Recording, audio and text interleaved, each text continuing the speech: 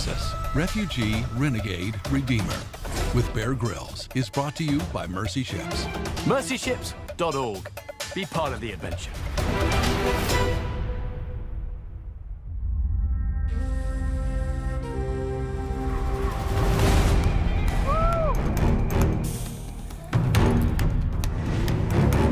I'm Bear Grylls, and I've been to the highest point on the planet, and I'm now here at the Dead Sea, at the lowest point in the entire world. Get ready for the ultimate adventure.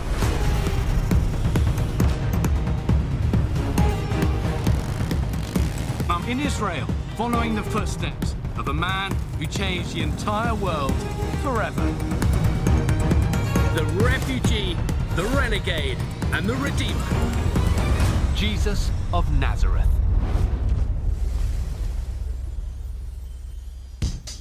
Delta Alpha November report, 2 minutes. Let's do this!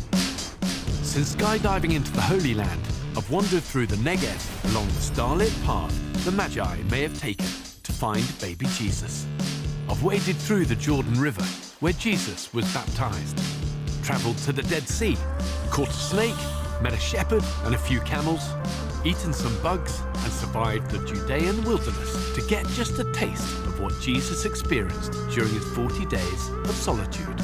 And now I'm at the northernmost point of Israel and the very spot where some of the biggest stories in history took place. So this is the Sea of Galilee, and it's a place that's been made famous by one man. He was an impoverished traveling builder, teacher, a healer. His friends called him Yeshua. We know him better as Jesus. Of course, Jesus didn't have an official headquarters, but this region, known as Galilee, is where he really launched into the public eye. The miracles, the fishing trips, meeting his disciples, it all happened here. The sea is actually called the Kinneret, named for its distinctive shape, which they tell me is just like a harp that King David would have used. It's the lowest freshwater lake in the entire world.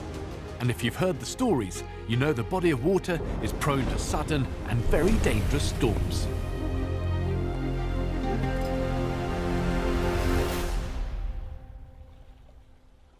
This place is known for either being deadpan calm or raging violent storms on this sea. Today, it is flat mill pond. I'm hoping for a little bit of a breeze. I got this sail here, this old fishing boat, but that's not going to happen. But as a survivor, I always know, always have a plan B.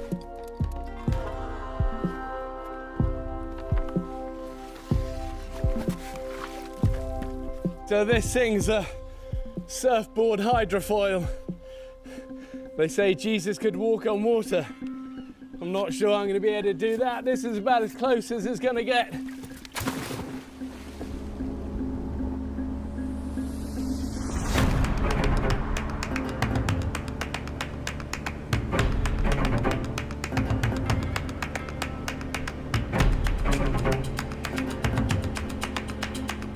So the shores of Galilee are a little further down the lake. That's where I'm heading, a place called Capernaum, where a lot of the action took place with Jesus. So I have to get wild.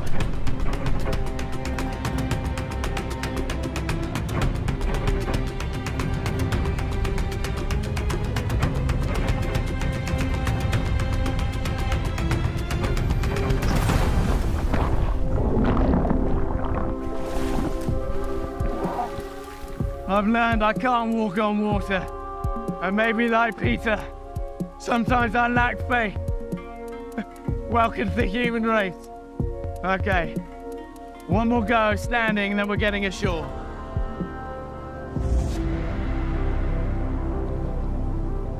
I'm not sure I'm walking on water, more like swallowing more of the Sea of Galilee. Okay, heading into shore.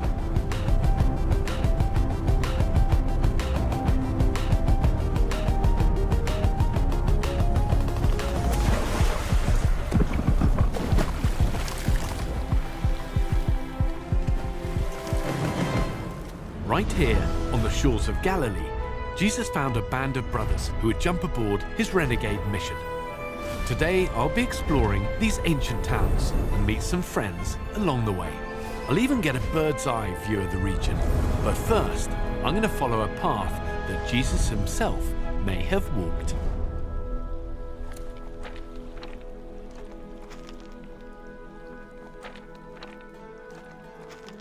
I think we so often think of heroes in modern day life as like these, Lone Ranger figures who are super strong and conquering the world.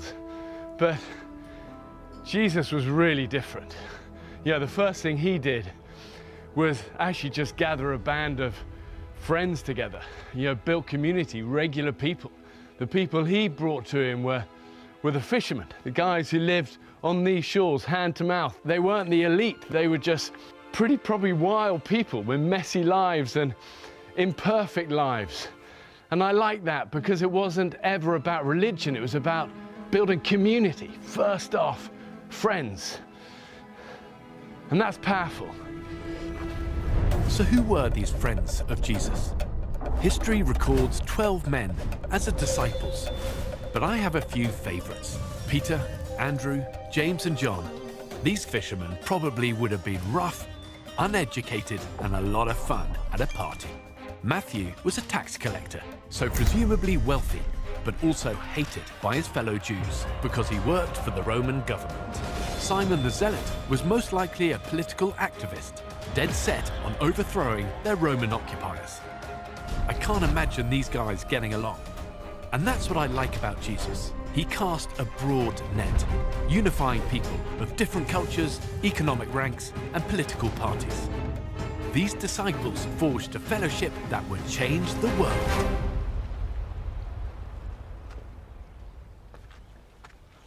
Oh look, there's a fishing net here.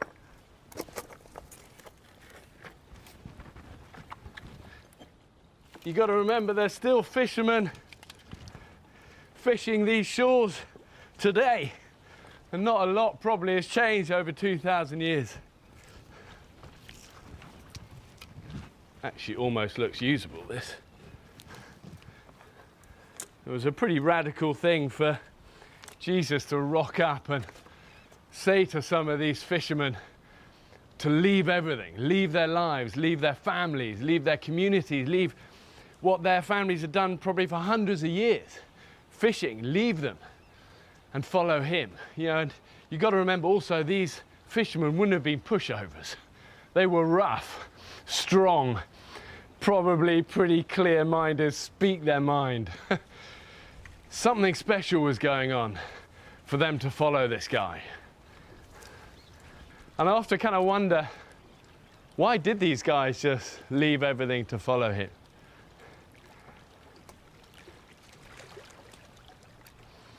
Apparently one time, Jesus said to them, throw your nets there. And these guys must have thought, who is this joker? We know how to fish. Don't you tell us how to fish.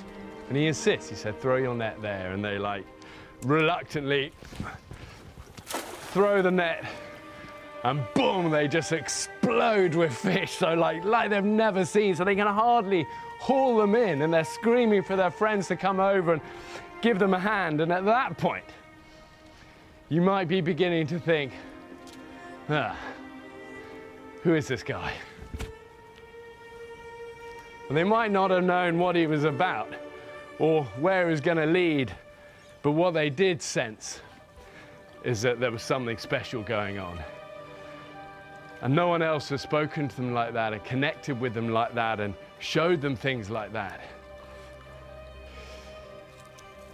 But I suppose ultimately, why did they leave everything and follow him? I think, they'd seen those fish nets exploding, but I think ultimately it was a step of faith. It was a step into the unknown and a feeling in here. And sometimes in life, that's the thing to follow. Not always just head, sometimes heart. And if they hadn't, the story would have been very different.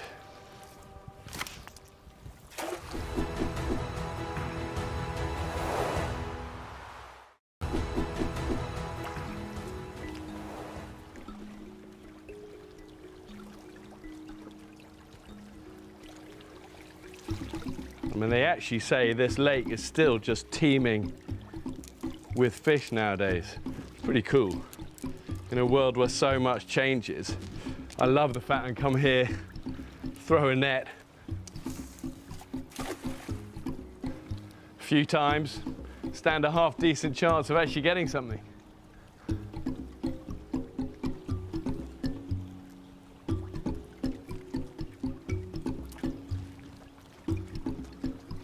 Look, there's one there. Try and get him. I got him. Have I? Yeah, look. It's not exactly the net's bursting with hundreds of fish, but it's one.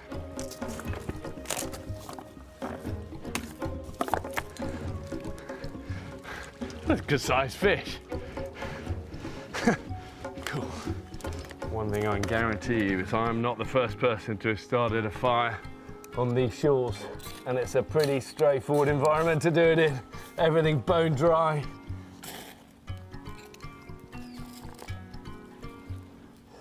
And wow, Jesus would have spent a lot of time sat around a fire on these shores eating fish.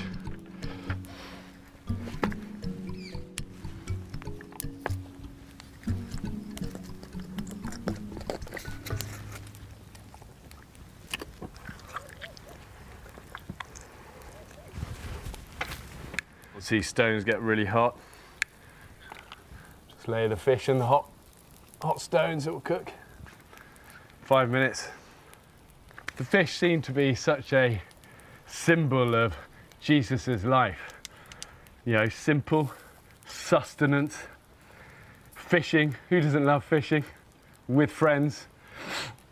But eventually in the early Christian community, that sign of the fish became a secret code, a secret symbol that you were someone who believed in this Yeshua, this Jesus of Nazareth.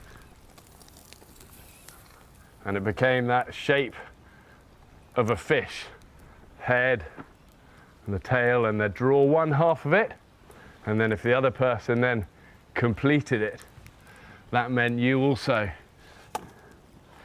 were somebody who followed the way of Yeshua, of Jesus, the way of Christ, the way of love. Today, following someone requires nothing more than a tap on the phone screen. But when Jesus said, "Follow me," it was a big ask. The way of Jesus was countercultural. It challenged the Roman Empire. The disciples left everything, their homes and jobs. Most of them even lost their lives. In the coming centuries, that simple Galilean fish symbol would become the ultimate symbol of resistance for anyone who dared to follow the teachings of this renegade rabbi. Okay, look, this is done now. Wow, look at that.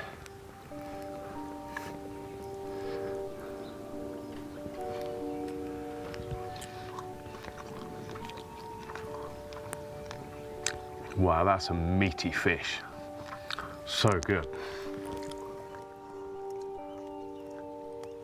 You know, if you ask somebody what did Jesus spend a lot of time doing, maybe people would think, I always kind of grew up thinking, like long robes, sermons. I'm learning it's almost the opposite. Spent most of his time sat with friends, eating, definitely laughing. I reckon he was way wilder than we think.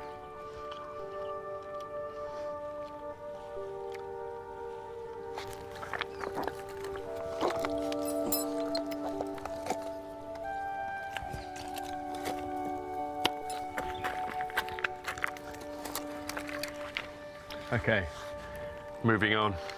I can actually see Capernaum now. Let's do it.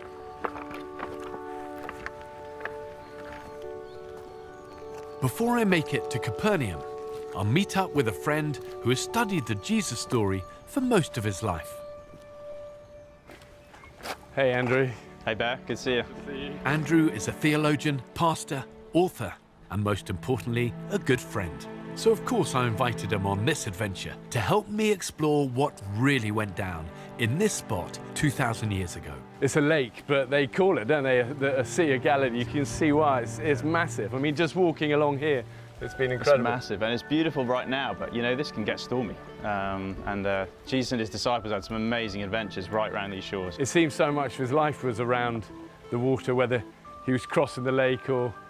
Didn't he at one point go out in a boat to give a sermon? He did, yeah. I mean, he was a builder from Nazareth, but he comes to the fishing headquarters of Israel at the time. And one time the crowds, there's so many crowds, he needs to get some distance so he can teach them. And so he asks these guys, can I use your boat? And so he pushes out, they push our boat out. And the acoustics are amazing with water. So his voice travels and the crowd hear him teach, and he connects with those guys in the boat as well. I love it. I was thinking as we're here, maybe we should take a little swim. And also I want to hear about that. I mean, the story I love is of the storm, because this place gets wild, doesn't it? It does. It's a basin. You can't see it. I mean, it's normally late in the afternoon, and the storms are called sharkia in Greek, which just sounds dramatic, doesn't it? These sharkia storms, they whip up, and the waves can be 6 foot. So, you know, even hardened fishermen can be pretty frightened out there, yeah. Well, as it's calm, let's take a dip. Take a dip? I think let's use like one of these bits of driftwood, get one bit each. Okay. We'll swim, we'll take that out. We don't want to sink. Cool. That's our safety. You're on. Okay? Yeah. It might be my favourite Jesus story.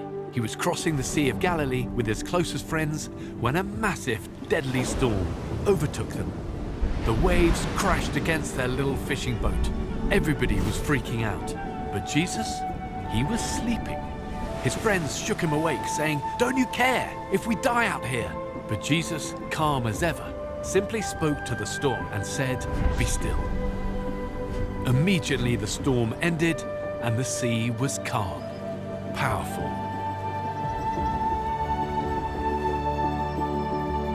Wow, it's pretty beautiful.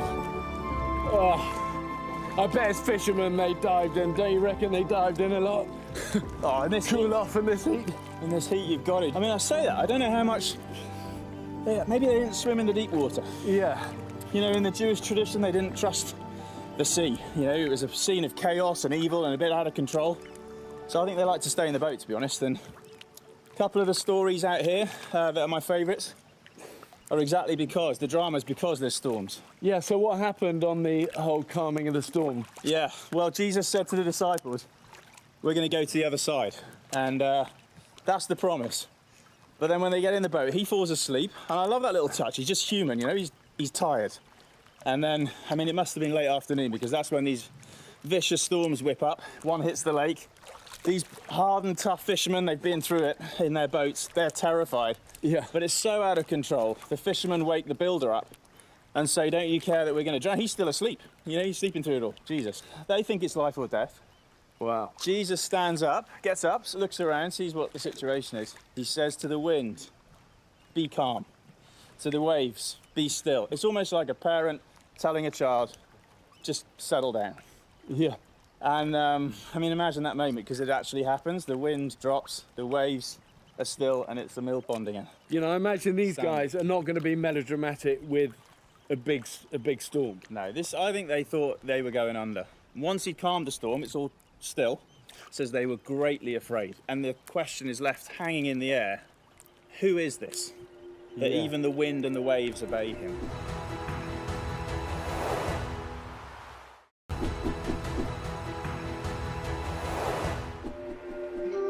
I mean, it would kind of blow your mind. I mean, you'd be left with so many questions about, because you can't just make a storm stop. It was overwhelming power that they were encountering in the presence of Jesus, and they couldn't understand it. But also it's a sense, isn't there, that like, they're skeptics as well. Yeah. They're the tougher skeptics, because really you only have to do one miracle for real, and that should be proof. Yeah. But it's like never enough. Yeah. You notice with Jesus, like when he's in the boat, he says you're going to the other side, you're going to the other side. He keeps his promise and he calms our fears, and that's what he did in the storm. The other classic one, the story I grew up with, was that Jesus could walk on water. Well, the background is, again, he's on land with them. He's been teaching the crowds. So he says to the disciples, you get in the boat, cross the lake, I'll meet you on the other side, I'm gonna have some time out. And they get in the boat, and whilst he's up on the mountain praying, this huge another squall whips up. And once again, they're terrified of the storm. And then, you know, as you say, the incredible thing is Jesus meets them out there in it, walking on the water. What walking? I mean, I don't know. You know, it's like some of the stuff Jesus does, we know it's true in the sense there's eyewitnesses that it happened, and the way it's told is that they were terrified, and in fact they thought it was a ghost. So often with the disciples, they don't believe in the things that Jesus is doing, so they try and find another explanation. You'll find it time and again. They're not believers. They're like, naturally, they're like all of us, they're skeptics. So they just see this thing walking and it cannot be a person, so they're like, it's a ghost in the storm. but then he kind of doesn't leave the option of being a ghost, because he then tells Peter, doesn't he say that to Peter, try and do the same? Peter says it to him. Lord, if it's really you, this is what Peter says, if it's really you, let me come to you. Let me have a go at this. Yeah. And you know, that's a true disciple. He doesn't just want to be a spectator. He wants to do what the rabbi does. And Jesus says, all right, come. You know, and I think Jesus would have just loved that guts and faith and courage of Peter to actually, all the other disciples were happy to stay in the boat. He's like, I want to do this.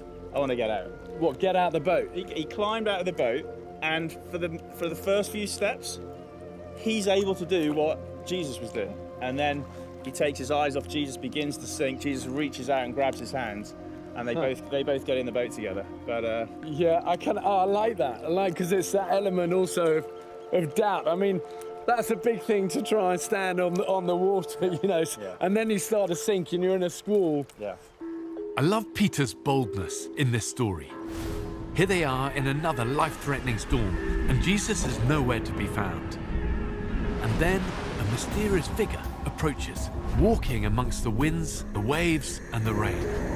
They think it's a ghost, until a familiar voice calls out, "Take courage, don't be afraid." And now they know it's Jesus. But instead of begging Jesus to calm the storm, Peter has the audacity to try walking on the water himself. For a moment, it works, until Peter takes his eyes off Jesus and sinks beneath the waves. And then Jesus reaches down and rescues him. Back in the boat, the disciples are in shock. Finally, they seem to recognize that Jesus might just be more than a mere man. And this kind of feels like the moment that Peter now believes that actually Jesus is who he says he is, the great I am, the Almighty, you know, God come down to earth in human form. Because if you're now walking on water, he must be going, holy smoke, you know. But then I like the element of doubt that starts to come when he starts to sink, and I'd be the same. I'd be like, this isn't going to work. And then that hand of Jesus reaches out and just kind of pulls him to him. And that, for me, I find faith difficult to articulate often. But I think that, for me, is it. It's those times on difficult moments, dark mountains, desperate times, scary times, you know, of knowing where to look, you know, looking in the right place, looking up and having that hand to be able to say, that hand, I can trust that hand, it's going to hold me. And that, for me, is what faith is. You know, it's like, you know, it's too easy to stay in the boat, though, isn't it? And I think I often thought about the other disciples, how once they'd seen Peter do it, they must have thought, oh, I wish I'd had a go. Yeah. You know, it's like, you don't want to live with that kind of regret. You want to have a go. For sure. And soon after this, Jesus says to Peter, right, on you, you're going to be my rock, and I'm going to build my whole future mission on you. And it wasn't because he was the brightest or the smartest, but it was, I think, because Jesus saw in him, he's just got that childlike faith and that guts to have a go. And Jesus loved that. He was brave. That's quite a thing, isn't it? It is. Should we go ashore? After taking a swim with my friend Andrew, I'm finally headed towards Capernaum, where a little chapel has been built on the very spot where one of Jesus's most incredible miracles took place. Hello. Hey, nice to see you. Welcome. Come. Father Aronakos oversees this beautiful seaside chapel bordering the ancient ruins of Capernaum. Do you swim in the lake, in the sea? Every night. Every night? Yes. Wow. I would do the same, I think. He loves to welcome explorers who want to know more about this miracle-working rabbi who walked on these waters. But look at this view. Wow.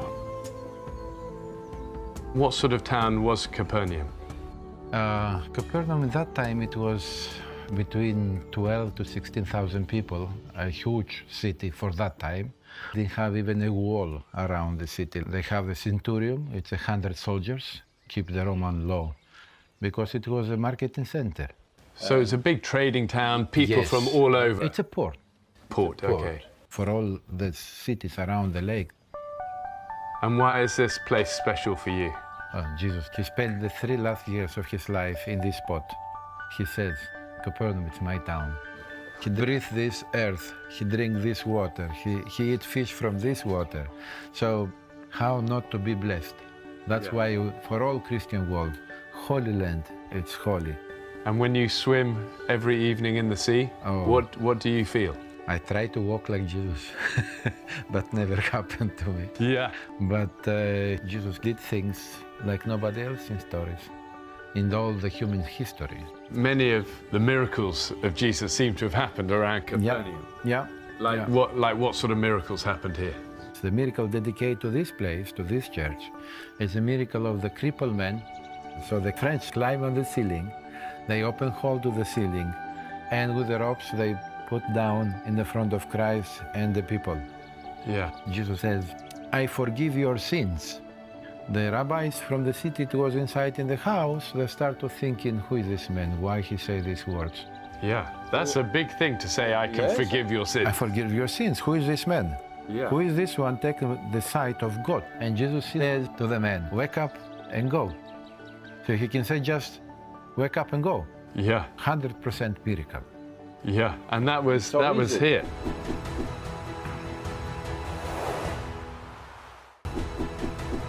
It seems that every miracle Jesus does, he over-delivers, and it's public now. He doesn't just raise the cripple, get him out of the paralyzed guy out of his cot. He then says, your sins are forgiven. And everyone's going, hold on, who is this guy who's saying these sort of things? And you can sense now this energy building. People are seeing it, people are starting to talk. That time, it's not like today, you have a hospitals, you make a surgeries and all these things. Nothing. Yeah. And the daughter of Jairus. Jairus, it was one of the chief rabbis from the city. The chief rabbi came to ask from Jesus, please, come to the house, my daughter is sick. So came the servant from the house and said, the daughter already is gone. Yeah. And Jesus says, let's go to the house. She's just sleeping. So he went there, sit on the bed and says, Talitha kumi. Kumi in Hebrew it means wake up, to take from the death and return back to life. Jesus raises this guy's daughter, picks her up, Talitha kum, I think he said, this like really cool word of like, up you come, give us something to eat, here we go.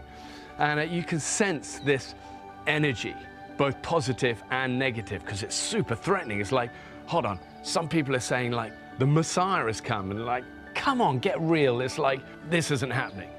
These aren't small miracles. Oh, no. That's like raising someone from the dead. Yes. And sometimes people say, I bet the miracles didn't really happen, or they were just fishermen. So when they see something like this, something not a human power, they can see God's hands. The sick healed, blind eyes opened, the dead raised to life. Eyewitnesses claim it all happened right here. The first recorded miracle was a paralyzed man lowered through the ceiling. After meeting Jesus, he simply gets up and walks. Then there was a Roman centurion. The Jews must have hated this guy. But that didn't matter to Jesus. When the centurion pleaded for his sick servant, Jesus healed him. The daughter of Jairus, the synagogue ruler, was raised from the dead. And later, a desperate woman pushed through the crowds to meet Jesus. For 12 years, she had been plagued with a bleeding sickness.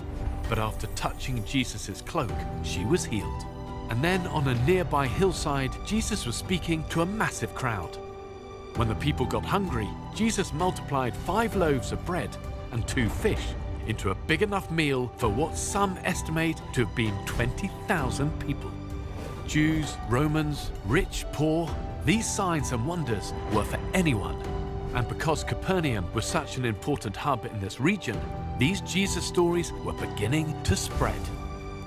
It's interesting with Jesus, so much of his words and actions were documented and witnessed, not just by a few, but by thousands of people in public places. The only thing, though, you could possibly level at Jesus and criticize was when he stood up in public and said, I am God. You know, he's asked, are you the Son of God? And he goes, I am. And that is either the worst deceit, the worst, the darkest lie, or it's true. It's like, it's hard to find middle ground on this. He didn't leave us that option. You're not a good guy if you claim to be God, unless you are. I notice in those stories that Jesus always seems to do more than expected. Yes, yes. You cannot explain in another way, just with the faith. Do you believe or not? You want to believe, you are free to believe.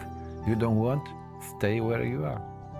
Jesus is always Jesus Christ around you, but it's never to force you to enter in your heart. What does that mean? The heart is the door, got a handle only from inside, from you. If you open, he comes. You don't want to open, he stays still humble around you. So just explain to me, why would you follow Christ? I love him, so I never find something better for me.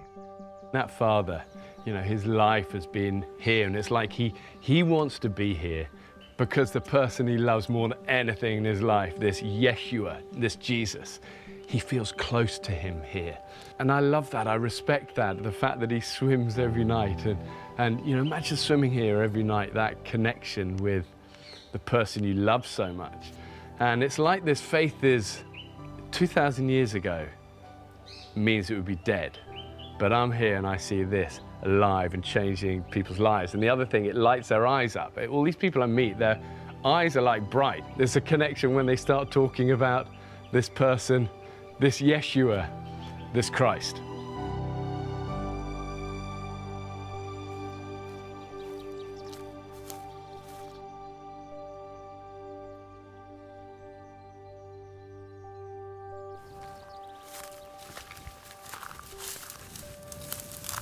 Look at this whole wall. And so much of this landscape is just littered with ruins.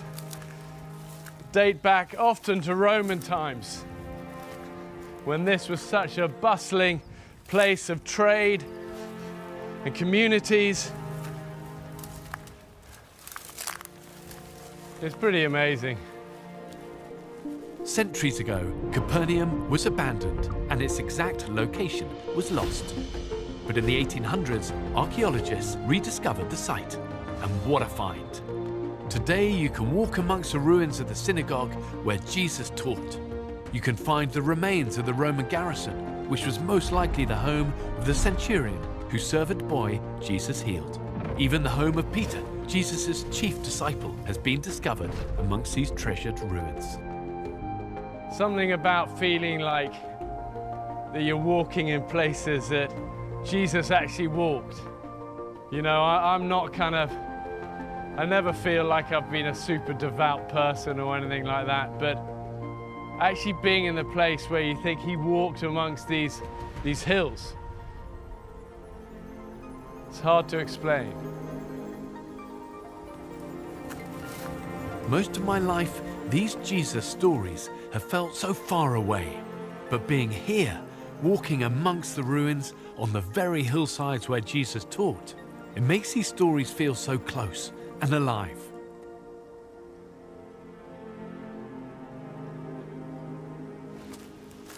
Hey, Yoel. Hey, Bear. Nice to meet you. I'm Bear. It's great to see you and to meet you. Yes. Thank you. Yoel Berkowitz knows the Jesus story inside out. As a teacher and tour guide, he's led thousands of people on their own journeys of discovery in the very footsteps of Jesus. This is a landscape that's full of love, full of memory. It's such a rich place. Do you feel that when you're in this sort of place? Oh, absolutely. Because there's so much here to learn because of what happened here, particularly in the life and times of Jesus. Yeah. And Yeshua when he was here. And I suppose so much of his time was on the lake or around the lake in the towns and the villages. He's going to all their villages and towns. He's going to the people, to the community centers and the synagogues. And there he meets everybody. They come to him. Do you think he ever climbed a tree? I would hope so. I reckon. Yeah? Isn't that what they're there for, no? Yeah, you want to sit in that one? Let's try that. It looks good for me. Reminds me of another guy, Zacchaeus. So he climbed a tree? He was too short. Well, you could be Zacchaeus. Oh, thank you, yeah. Nice. Perfect. Oh, and the view's even better. It's such a beautiful place to see and remember all of Jesus' teaching from up here.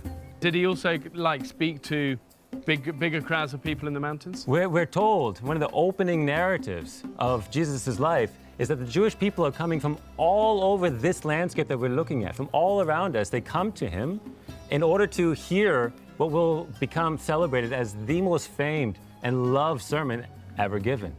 And it's phenomenal in that he connects to the people in such a profound way with 8 blessings that summarizes the whole sermon. 8 blessings. He gives 8 it. blessings. And what they say that is like the greatest sermon. I suppose it probably wasn't even considered a sermon. He wants to introduce himself to his people. This is that moment, that first encounter, where they get to see, who are you? What are you all about?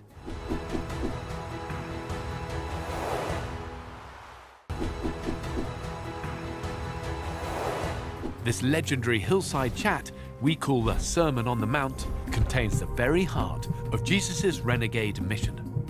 The first part is all about the 8 blessings Jesus declared over the poor, the sad, the meek, the merciful, the pure-hearted, the peacemakers, the persecuted, and those hungry for spiritual truth.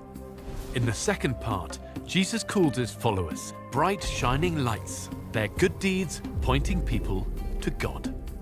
The last and biggest part of the sermon is the ultimate guidebook for life. The Jews already felt crushed beneath so many laws, and the religious leaders could be strict. But Jesus talked about laws that governed the heart. If someone sues you, give them what they ask for, plus even more. Jesus even talks about money, marriage, and how to pray. The Sermon on the Mount was more than a sermon. It was an invitation to live in an entirely different reality, a place Jesus called the Kingdom of Heaven. Why are these blessings so universally loved and admired through time and from different religions, and why? It doesn't matter who we are. It doesn't matter if I'm Jewish or if I'm Arab or where I'm coming from. I'm human being. I'm human. So give me an example of some of these blessings. So a beautiful one might be, blessed are those who mourn, for they will be comforted. Who amongst us hasn't mourned? And I suppose that speaks to anyone who's sad. Anyone, even if you're a child. All right? It's not just about the adults. We're crying, right? We're in pain, we're sad. But he says, blessed are you if you're mourning, if you're sad, if you're grieving. A friend of mine who I climb with sent me one years ago, and I always remember it. And it's like a modern translation of saying, you're blessed when you're at the end of your rope.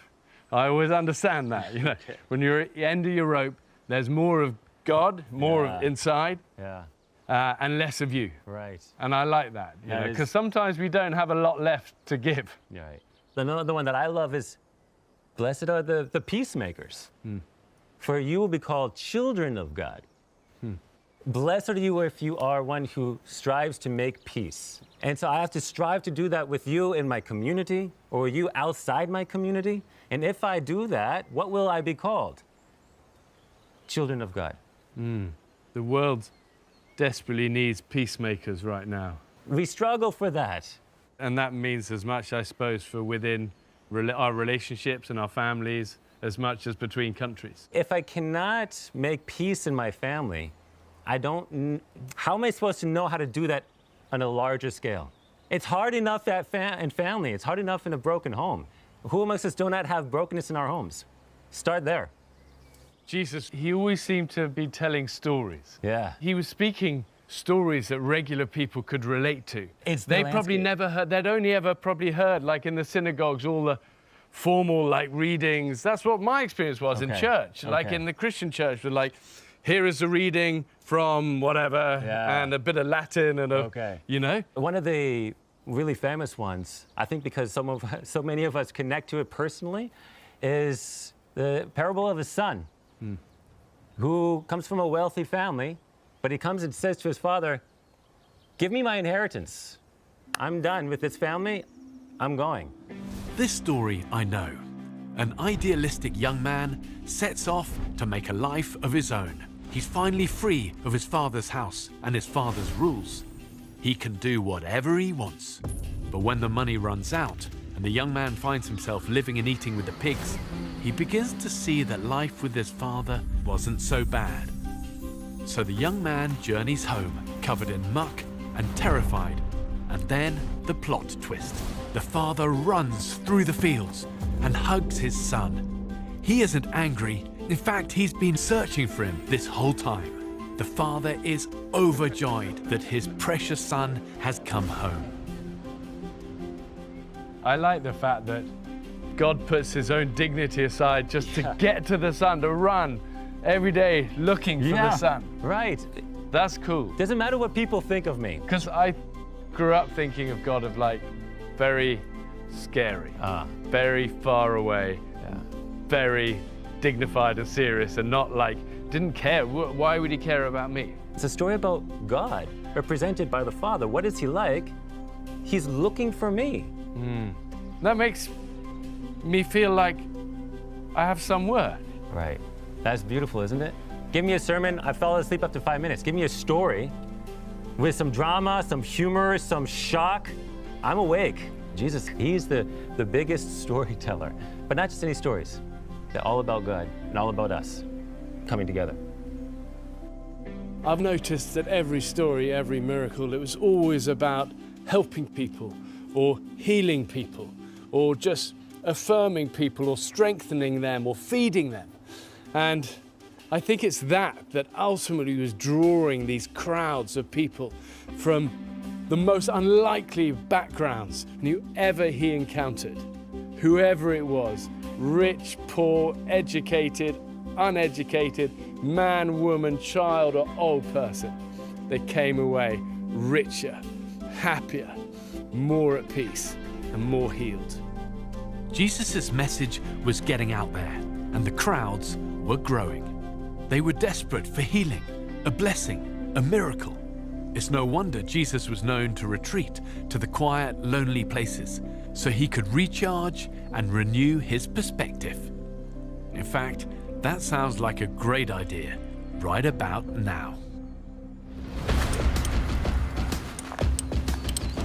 Okay, paramotor on, lay the paraglider out, and then we're good to go, come on.